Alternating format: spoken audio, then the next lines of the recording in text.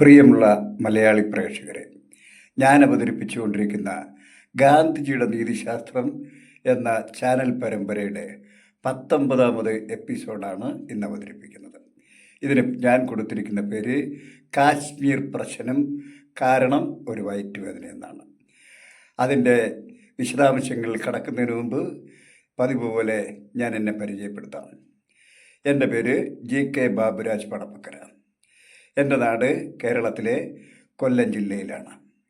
ഞാനൊരു മത്സ്യത്തൊഴിലാളിയായി ജീവിച്ചതുകൊണ്ട് കാര്യമായ വിദ്യാഭ്യാസമൊന്നും ലഭിച്ചിട്ടില്ലാത്തതിനാൽ എൻ്റെ തെറ്റുകുറ്റങ്ങളൊക്കെ ക്ഷമിച്ച് നിങ്ങളെന്നോട് സഹകരിക്കണമെന്ന് അഭ്യർത്ഥിച്ചുകൊണ്ട് ഇന്നത്തെ ചാനലിൻ്റെ കണ്ടൻറ്റിലേക്ക് ഞാൻ കടക്കുന്നു.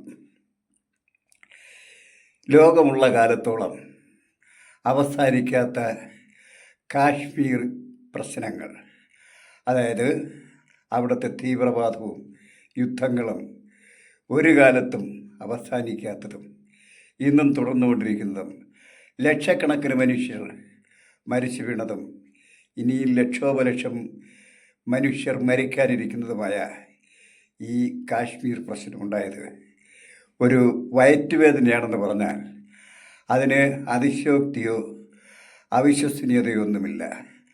അത് വിശ്വസനീയം തന്നെ. അതിൻ്റെ കാരണങ്ങളിലേക്ക് വരും മുമ്പ് അല്പം അതിനെക്കുറിച്ച് ഞാനൊന്ന് പറഞ്ഞുതരാം. അക്കാലത്ത് ഇന്ത്യയിൽ ജീവിച്ചിരുന്ന മഹാരാജാക്കന്മാരെല്ലാം അതിസമ്പന്നന്മാരും ധൂർത്തന്മാരും വിവരദോഷികളുമായിരുന്നു. അവരുടെ ധൂർത്തും അവരുടെ ലൈംഗിക പേക്കൂത്തുകളുമൊക്കെ ലോകത്തിനു മുന്നിൽ ഇന്ത്യക്ക് അപമതിപ്പും നാണക്കേടുമുണ്ടാക്കി. കാരണം 200ഉം 300ഉം വെപ്പാട്ടിമാരെ, സുന്ദരിമാരായ വെപ്പാട്ടിമാരെ അന്തഃപുരങ്ങളിൽ താമസിപ്പിച്ച് വിദേശത്തും സ്വദേശത്തുമുള്ള ഡോക്ടർമാരെയും വൈദ്യന്മാരെയും വരുത്തി വാചീകരണാവിഷതങ്ങളുണ്ടാക്കി ഈ വെപ്പാട്ടിമാരോട് കാമപ്പേക്കൂത്തുകൾ അരങ്ങേറി അശ്ലീല പാതയിലൂടെ ജീവിച്ച ഈ മഹാന്മാർ നമ്മുടെ രാജ്യത്തെ ലോകത്തിനു മുന്നിൽ എന്നും താഴ്ത്തിക്കെട്ടിയിരുന്നു. അത്തരം ഈ ജീവിത ചര്യയിൽ നിന്ന് അവർക്ക് പിന്മാറാൻ ഒരിക്കലും അവരാരും തയ്യാറായിരുന്നില്ല. അവരുടെ സമ്പത്തും അവരുടെ അധികാരങ്ങളും നഷ്ടപ്പെട്ട് ഇന്ത്യൻ യൂണിയനിൽ ലയിച്ച് സ്വതന്ത്ര ഇന്ത്യയിൽ ജീവിക്കാൻ അവർ ആഗ്രഹിച്ചില്ല. അവർക്ക് സ്വതന്ത്ര ഇന്ത്യയിലും മഹാരാജാക്കന്മാരെ വാഴണമെന്ന അതിമോഹം കാരണം അവർ ഇന്ത്യൻ യൂണിയനിൽ ലയിക്കാൻ വിസമ്മതിച്ചപ്പോൾ അവരോട് യുദ്ധം കൂടാതെ അവരെ വശത്താക്കുന്നതിനും മയപ്പെടുത്തുന്നതിനുമായി കോൺഗ്രസ് പ്രവർത്തകരും ഗാന്ധിജി അടക്കമുള്ള എല്ലാ നേതാക്കന്മാരും ശ്രമിച്ചുകൊണ്ടേയിരുന്നു.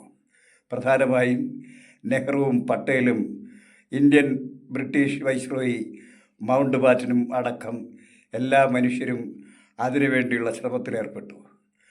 നമ്മുടെ തിരുവിതാംകൂർ മഹാരാജാവായ അദ്ദേഹത്തെ നയിച്ചുകൊണ്ടിരുന്ന സർ CP അടക്കം വളരെ കൂടുതൽ എതിർപ്പ് പ്രകടിപ്പിച്ചു. ഒടുവിൽ RSPയുടെ സമുന്നത നേതാവായ KCS മണി സർ CPയുടെ മൂക്ക് വെട്ടിയതോടുകൂടി CP വിമാനത്തിൽ കയറി അമേരിക്കയിലേക്ക് കടന്നു കളഞ്ഞു.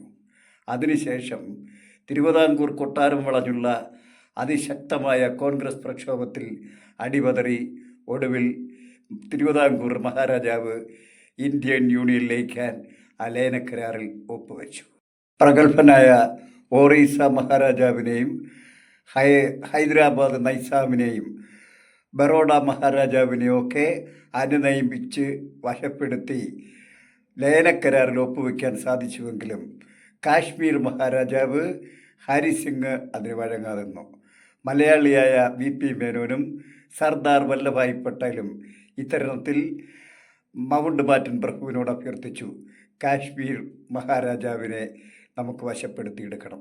അതിനുവേണ്ടി ആ അഭ്യർത്ഥന സ്വീകരിച്ച് മൗണ്ട് ബാറ്റൻ പ്രഭു കാശ്മീരിലെത്തി. അദ്ദേഹം ഹരിസിംഗ് മഹാരാജാവിനോട് കാര്യങ്ങൾ വിശദീകരിച്ചു. ബഹുഭൂരിപക്ഷം ജനങ്ങളുടെയും പരിസ്ഥിതിപരമായ സാഹചര്യവും വിലയിരുത്തി അദ്ദേഹം ആ, മുസ്ലിം ലീഗിൽ പാകിസ്ഥാനിൽ ചേരുകയാണെങ്കിൽ മുഹമ്മദ് അലി ജിന്ന അദ്ദേഹത്തിന് പ്രധാനമായൊരു സ്ഥാനം നൽകുമെന്നും മാന്യമായ അംഗീകാരവും മാന്യമായ സ്ഥാനവും നൽകി ആദരിക്കുമെന്നും ജിന്ന ഉറപ്പ് നൽകിയിട്ടുണ്ടെന്നും അദ്ദേഹത്തെ മൗണ്ട് ബാറ്റൻ പ്രഭു അഭ്യർത്ഥിച്ചു. അതിനുശേഷം അദ്ദേഹം ഇന്ത്യൻ യൂണിയനിൽ ചേരുകയാണെങ്കിലും മാന്യമായ സ്ഥാനവും മാന്യമായ അംഗീകാരവും നൽകി രാജാവിനെ സംരക്ഷിച്ചുകൊള്ളാമെന്ന് ഇന്ത്യ ഉറപ്പ് നൽകിയിട്ടുണ്ടെന്നും മൗണ്ട് ബാറ്റൻ പ്രഭു അദ്ദേഹത്തെ അറിയിച്ചു. അദ്ദേഹം അത് നിഷേധിച്ചു. ഞാൻ ഇന്ത്യയിലോ പാകിസ്ഥാനിലോ ചേരുകയില്ല, ഞാൻ സ്വതന്ത്രമായി തന്നെ നിൽക്കും എന്ന് മഹാരാജാവ് പ്രഖ്യാപിച്ചു. മഹാരാജാവിനോട് മൗണ്ട് ബാറ്റൻ തിരിച്ചടിച്ചു, ഇല്ല, നിങ്ങൾക്കതിന് കഴിയില്ല. നിങ്ങൾ ഏതെങ്കിലും ഒരു യൂണിയനിൽ ചേർന്നാൽ ഇരുകൂട്ടരും അത് അംഗീകരിക്കും. അതല്ലെങ്കിൽ നിങ്ങൾ സ്വതന്ത്രമായി നിന്നാൽ അവർ കാശ്മീരിന് വേണ്ടി ഇരുകൂട്ടരും യുദ്ധം ചെയ്യും. ആ യുദ്ധത്തിൽപ്പെട്ട് നിങ്ങളുടെ സിംഹാസനവും നിങ്ങളുടെ ജീവനും നിങ്ങൾക്ക് നഷ്ടപ്പെടും. മഹാരാജാവ് ആലോചിച്ച് പറഞ്ഞു, ശരി, നമുക്ക് ആലോചിക്കാം. ആലോചിക്കുന്നതിന് വേണ്ടി 2 ദിവസം അദ്ദേഹം മൗണ്ട് ബാറ്റൻ പ്രഭു കാശ്മീർ കൊട്ടാരത്തിൻ്റെ അതിഥി മന്ദിരത്തിൽ താമസിച്ചു. അന്ന് അദ്ദേഹം ഒരു വ്യവസ്ഥയുണ്ടാക്കി. 3-ാം ദിവസം അദ്ദേഹം തിരിച്ചു പോകുന്നതിന് മുമ്പ് കാശ്മീർ മഹാരാജാവും പ്രധാനമന്ത്രിയും തൻ്റെ സ്റ്റാഫ് അംഗങ്ങളും ചേർന്ന് ഒരു സമ്മേളനം വിളിച്ചു ചേർക്കുകയും ആ സമ്മേളനത്തിൽ ഒരു സംയുക്ത പ്രസ്താവന പുറപ്പെടുവിക്കണമെന്നും അദ്ദേഹം ആവശ്യപ്പെട്ടു. മഹാരാജാവ് അത് സമ്മതിച്ചു. പക്ഷേ 3-ാം ദിവസം സമ്മേളനം ആരംഭിക്കുന്നതിന് തൊട്ട് മുമ്പ് മഹാരാജാവിൻ്റെ ശിപായി വന്നറിയിച്ചു, കാശ്മീർ മഹാരാജാവിന് ഒരു വയറുവേദന. അദ്ദേഹം യോഗത്തിൽ പങ്കെടുക്കാനായിട്ട് ഡോക്ടർമാർ അനുവദിക്കുന്നില്ല. ശുദ്ധ അസംബന്ധമാണെന്ന് മൗണ്ട് ബാറ്റൻ പ്രഭുവിന് ബോധ്യപ്പെട്ടു. അങ്ങനെ മൗണ്ട് ബാറ്റൻ പ്രഭു വെറും കൈയോടെ നിരാശനായി മടങ്ങി. പിന്നീട് മാസങ്ങൾക്ക് ശേഷം 1947 ഒക്ടോബർ 24-ാം തീയതി ഹരിസിംഗ് മഹാരാജാവിൻ്റെ ഒരു കമ്പി സന്ദേശം ഡൽഹിയിലെത്തി. തന്നെ പാകിസ്ഥാൻകാർ ആക്രമിച്ച് കീഴ്പ്പെടുത്തുന്നുവെന്നും തൻ്റെ മരണം സംഭവിക്കാനിടയുണ്ടെന്നും തൻ്റെ ജീവൻ രക്ഷിക്കണമെന്നും താൻ ഇന്ത്യൻ യൂണിയനിൽ ചേർന്നുകൊള്ളാമെന്നും അദ്ദേഹം കമ്പി സന്ദേശത്തിൽ വ്യക്തമായി പറഞ്ഞിരുന്നു. തൽക്ഷണം തന്നെ ഡൽഹിയിൽ തിരക്കിട്ട കൂടിയാലോചനകൾ നടന്നു. മൗണ്ട് ബാറ്റൻ പ്രഭുവും ജവഹർലാൽ നെഹ്റുവും സർദാർ പട്ടേലും BP മേനോനും ആ ചർച്ചകൾക്ക് ചുക്കാൻ പിടിച്ചു. ആ സമയം കാശ്മീർ മഹാരാജാവ് തൻ്റെ വിലപ്പെട്ട സാധനങ്ങളെല്ലാം കാറുകളിലും ട്രക്കുകളിലും കുത്തി നിറച്ച് അതിനു മുന്നിൽ ഒരു കാളവണ്ടിയിൽ വേഷം മാറി സഞ്ചരിച്ചു കൊണ്ടിരിക്കുകയായിരുന്നു. ഏതാണ്ട് 17 മണിക്കൂർ നേരത്തെ യാത്രയ്ക്ക് ശേഷം അദ്ദേഹം ജമ്മുവിലെത്തി അതിഥി മന്ദിരത്തിൽ വിശ്രമിച്ചു. അന്ന് രാത്രി അദ്ദേഹം ഒരു ഭൃത്യന് നിർദ്ദേശം നൽകി, നേരം വെളുക്കുന്നതിന് മുമ്പ് BP മേനോൻ എത്തിച്ചേർന്നില്ല എങ്കിൽ എന്നെ വെടിവെച്ച് കൊല്ലുക. അതിനുശേഷം അദ്ദേഹം സുഖമായി അന്നുറങ്ങി. നേരം വെളുക്കുന്നതിന് മുമ്പ് തന്നെ ശ്രീനഗറിലെ ഒഴിഞ്ഞ വിമാനത്താവളത്തിൽ 100 കണക്കിന് ഇന്ത്യൻ പട്ടാളക്കാരും 10 കണക്കിന് ആയുധങ്ങളും അവിടെ പറന്നിറങ്ങി. നേരം വെളുക്കും മുമ്പ് തന്നെ BP മേനോൻ ഹരിസിംഗ് മഹാരാജാവിൻ്റെ അരമനയിലെത്തി അദ്ദേഹത്തെ കൊണ്ട് ലയന കരാറിൽ ഒപ്പിടുവിച്ച് അദ്ദേഹത്തെ രക്ഷിച്ച് ഇന്ത്യയിലെത്തിച്ചു. പിന്നീട് നടന്ന യുദ്ധത്തിൽ കാശ്മീർ താഴ്വര ഇന്ത്യൻ പട്ടാളം പിടിച്ചെടുത്തു. ഗിൽജറ്റിനും ഉത്തര മേഖലയായ കുറേ സ്ഥലങ്ങളും പാകിസ്ഥാൻ്റെ കൈവശമാകപ്പെട്ടു. അതിന്ന് പാകിസ്ഥാൻ അധീന കാശ്മീർ എന്നറിയപ്പെടുന്നു. അതിനുശേഷം 1971-ലും 1999-ലും 2 തവണ നമ്മൾ യുദ്ധം ചെയ്തു. അതിനും ശേഷം ഇപ്പോഴും കാശ്മീരിൽ മുസ്ലിം തീവ്രവാദികൾ, അതായത് പാകിസ്ഥാനികൾ അവിടെ ഭീകരപ്രവർത്തനം നടത്തി.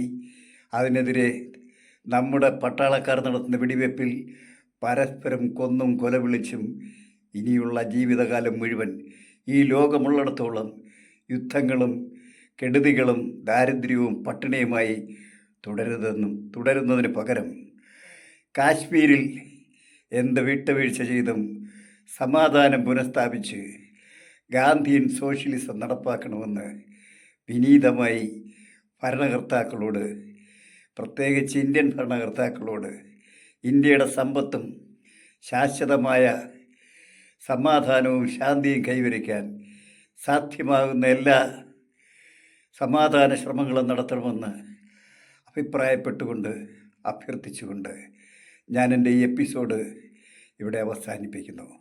പ്രിയമുള്ള പ്രേക്ഷകരെ, എൻ്റെ ഈ എപ്പിസോഡ് നിങ്ങൾക്കിഷ്ടപ്പെട്ടുവെങ്കിൽ എല്ലാവർക്കും സബ്സ്ക്രൈബ് ചെയ്തും ഷെയർ ചെയ്തും കേരളമാകെ ഇത് പ്രചരിപ്പിക്കണമെന്ന് അപേക്ഷിച്ചുകൊണ്ട് ഞാൻ എൻ്റെ വാക്കുകൾ ഉപസംഹരിക്കുന്നു. ലാൽ സലാം സഖാക്കളെ, ലാൽ സലാം ജനങ്ങളെ.